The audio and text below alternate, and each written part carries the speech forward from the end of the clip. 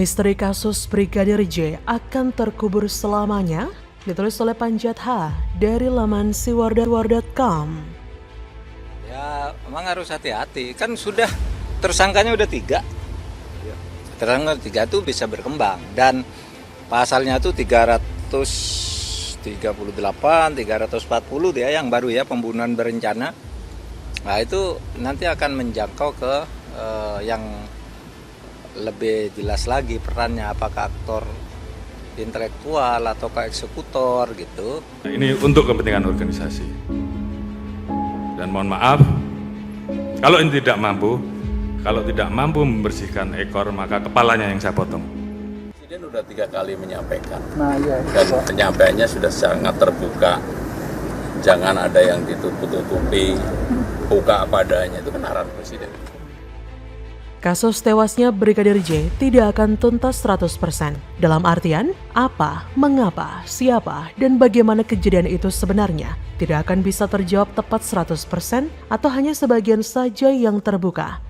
Sebab, sepertinya memang ada banyak misteri dan kepentingan di sana. Hanya saja kita bersyukur ketika Presiden Jokowi mendesak agar kasus itu dibuka secara transparan atau sejelas mungkin. Tentu hanya gara-gara perintah kepala negara itulah maka kasus ini bisa terkuak hingga seperti sekarang ini. Kadif Propam Irjen Pol Verdi Sambo mengaku bahwa dirinya lah otak dari peristiwa yang membuat satu keluarga menderita kehilangan terbesar dalam hidup. Keluarga almarhum J, terutama ibu, ayah, dan saudara-saudaranya, tak hanya kehilangan anggota keluarga mereka yang sangat dibanggakan itu, namun mereka juga pasti menderita lahir batin atau terganggu berat soal isu-isu miring yang turut mengitari kematian Brigadir J.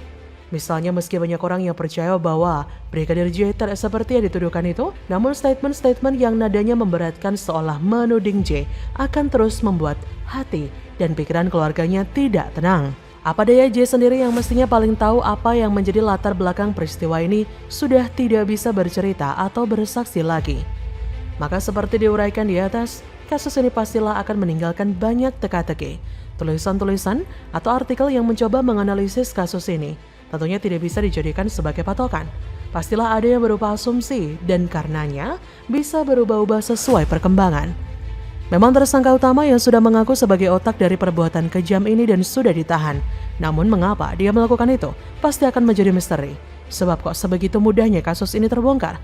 Atau cara yang digunakan menghabisi J kok kasar dan sederhana sekali? Padahal FS sebagai seorang jenderal yang pastinya sudah banyak belajar dan mengalami berbagai peristiwa kriminal penghilang nyawa, mestinya bisa membuat sebuah skenario licin dan halus. Tidak seperti ini memerintahkan anak buahnya mendor, disaksikan oleh beberapa orang pula. Apa tidak pernah terpikir jika mereka suatu saat akan membocorkan rahasia ini? Ada sebuah novel asing yang antara lain memaparkan tentang licin dan halusnya seorang konglomerat menghilangkan seorang anak buahnya yang dianggap mengetahui sebuah rahasia. Si anak buah yang kebetulan berprofesi sebagai pilot salah satu jet pribadi milik konglomerat itu diperintahkan untuk mengantarkan sesuatu dengan pesawat jet yang bahan bakarnya cuma diisi separuh tanpa diketahui si pilot. Walhasil saat bahan bakar sudah habis, pesawat jatuh di tengah samudra dan hilang selamanya. Pilot pun tewas, sehingga rahasia yang dia ketahui itu tidak akan sempat menyebar. Si konglomerat sebagai otak dari aksi terencana itu tidak pernah dicurigai, sebab dunia menganggap bahwa itu hanyalah kecelakaan biasa saja yang bisa menimpa penerbangan manapun. Kira-kira seperti itulah sebuah skenario yang sangat jenius yang susah dilacak atau dipecahkan, tapi sangat berbeda dengan cara Brigadir J yang dihabisi, yang strateginya terkesan sangat kasar dan mudah dipecahkan. Kadang ada di pikiran apakah si perencana memang sengaja menempuh cara itu. Ada yang menyebutnya sebagai sengaja meninggalkan jejak. Tapi untuk apa? Hanya sekedar demi menjaga kehormatan keluarga kah?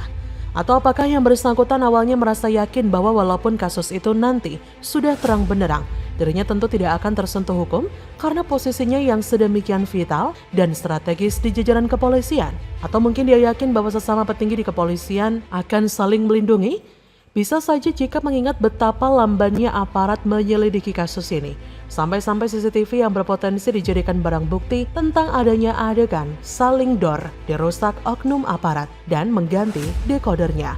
Bahkan seorang ketua RT di TKP yang padahal seorang jenderal polisi pensiunan turut merasa terintimidasi oleh aparat yang berdatangan ke rumahnya. Dan yang juga sempat membuat miris adalah ketika aparat penyidik malah seperti lebih fokus memeriksa anggota keluarga yang sedang berduka cita itu, termasuk beberapa kali memeriksa kekasih atau calon istri Brigadir J.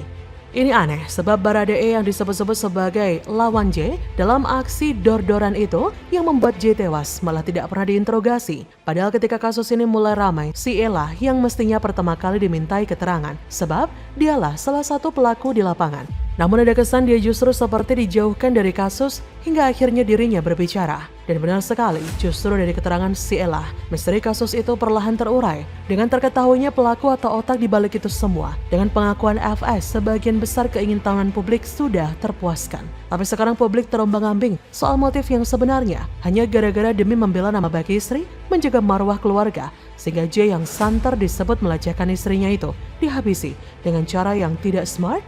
Teka-teki ini mulai menebal lagi dengan dipecatnya pengacara E oleh pihak kepolisian. Ini ada apa lagi sih? Ada apa sebenarnya yang sedang membelit tubuh korps baju coklat ini? Apakah benar seperti yang dikatakan Mahfud MD bahwa di instansi ini ada banyak ranjau?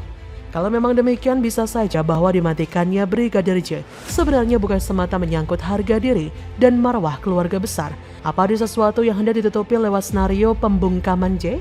Inilah kira-kira yang akan menjadi teka-teki dan misteri yang pasti tidak akan terkuak. Jadi bagaimana menurut Anda?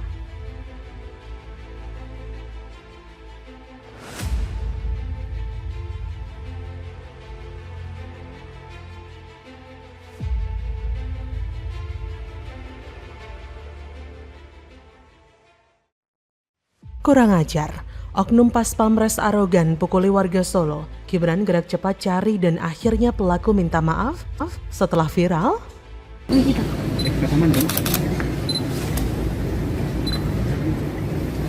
Saya mengakui saya salah, saya minta maaf atas kesalahan saya dan tidak akan mengulangi kesalahan saya.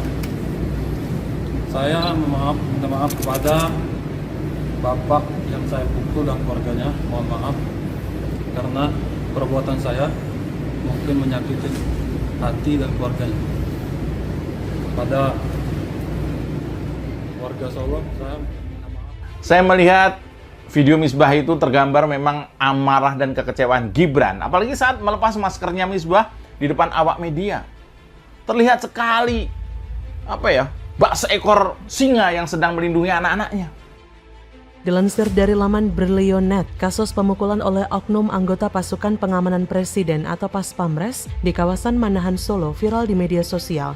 Cerita tersebut diunggah pertama kali oleh pengguna Twitter @txtdr berseragam Kamis 11 Agustus. Terdapat pesan yang dikirim kepada akun tersebut yang merupakan anak dari korban kekerasan Pas Pamres. Tulis pesan tersebut seperti dilansir Brilionet Jumat 12 Agustus.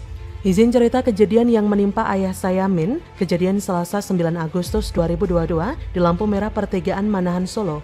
Ayah saya mengemudikan truk di belakang bis dan rombongan motor karena lampu sudah hijau, lalu tiba-tiba ada mobil Pas Pamres yang nyelonong melanggar lampu merah dari arah samping. Bis di depan sudah lewat duluan. Rombongan motor mengklakson mobil tersebut, tapi mobilnya tetap nekat. Akhirnya malah kena bagian bak samping truk ayah saya. Penulis pun melanjutkan ceritanya bahwa sang ayah selaku pengendara truk menepi, namun 3 orang yang diduga Pas Pamres tersebut disebutnya langsung memukul sang ayah. Ayah penulis kemudian diminta mengganti rugi oleh orang yang diduga Pas Pamres tersebut. Bahkan, SIM yang bersangkutan juga turut diminta. Tulis anak dari korban, karena merasa tertabrak dan ada kerusakan, ayah saya menepi lalu berhenti. Mobil Pas Pamres lalu berhenti. Mobil Pas Pamresnya tersebut juga berhenti, kaca depan mobilnya rusak. Pas ayah saya turun, ada 3 orang dengan seragam dinasnya dari mobil tersebut yang turun langsung memukul ayah saya tanpa bilang apa-apa. 2 kornet ayah saya juga ikut dipukul. Lalu mereka baru mau ngomong, minta ganti rugi. Ayah saya bilang, "Pak, kalau saya salah saya minta maaf. Sekarang Bapak mau nahan apa saya kasih?" Saat bicara pun ayah saya juga masih mendapat kekerasan fisik. Akhirnya SIM ayah saya diminta oleh Pas Pamres. Unggahan itu pun tak luput dari perhatian Wali Kota Solo Gibran Rakabuming Raka yang merupakan putra sulung Presiden Jokowi. Lewat akun Twitternya @gibran_tweet, Gibran berjanji untuk mencari pelaku pemukulan terhadap korban yang merupakan sopir truk tersebut. Tulis Gibran, "Saya cari orangnya."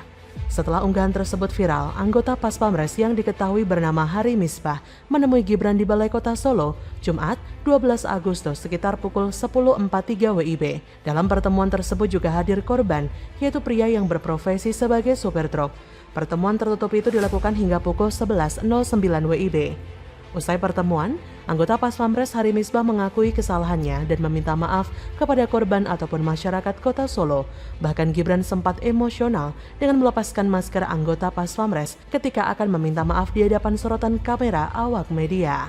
Kata anggota tim Advance Pas Pamres Kepresidenan Hari Misbah, Jumat 12 Agustus, saya salah, saya minta maaf atas kesalahan saya dan tidak akan mengulangi kesalahan saya. Saya minta maaf kepada Bapak yang saya pukul dan keluarganya, karena perbuatan saya mungkin menyakiti hati dan keluarganya. Kepada warga Solo, saya juga minta maaf. Terima kasih. Posisi sudah merah, kami masih maksain maju, terus dari depan mobil sudah nutup. Hari menjelaskan saat kejadian kondisi lampu merah lalu lintas sudah merah, tapi mobil yang dikendarai itu memaksa maju. Dan dari arah depan kondisinya sudah tertutup mobil. Tanggung jawab saya melindungi warga saya yang dipukul. Artinya sangat menyayangkan sampai ada insiden itu ya Mas? CCTV-nya udah saya pegang juga. Jelas banget kejadiannya ya. Kasar banget. Di lampu merah, posisi udah merah kami masih maksain maju. Terus dari depan mobil udah nutup. Mas perlu ngawal. Siap tidak? Amarah wali kota Gibran membuat haru dan juga bangga warga Solo yang menyaksikan tayangan itu. Bagaimana tidak haru? Jeritan anak supir truk yang merasa dianiaya itu bapaknya direspon sangat cepat, bahkan terlalu cepat menurut saya. Berdasarkan informasi yang dihimpun dari Brilionet, mobil yang dinaiki anggota Pas Pamres itu dari arah timur menuju Kelurahan Sumber, Kecamatan Banjarsari, Solo. Selanjutnya, mobil belok ke utara di Simpang 4 Girimulyo. Namun kemudian ada truk dari arah Tugu Wisnu melaju dan terjadilah tabrakan. Hari menambahkan, saat kejadian tidak ada keperluan mendesak, ia juga tidak sedang melakukan pengawalan terhadap keluarga Presiden. Ia berkata, siap, tidak ada pengawalan, murni kesalahan saya. Selain melakukan pemukulan, sopir mobil yang ditumpangi Hari juga meminta SIM milik sopir truk. Hal tersebut dimaksudkan untuk mempermudah komunikasi usai peristiwa. Namun saat ini SIM yang dibawa pemilik mobil rental yang digunakan Hari tersebut sudah dikembalikan. Hari berkata, kalau mukul saya akui yang salah, SIM korban yang membawa adalah sopir rental bukan saya. Sekarang SIM sudah dikembalikan. Wali Kota Solo Gibran Rakabuming mengakui bukti pemukulan tersebut dari hasil rekaman CCTV, terlebih kejadian tak jauh dari rumah pribadinya.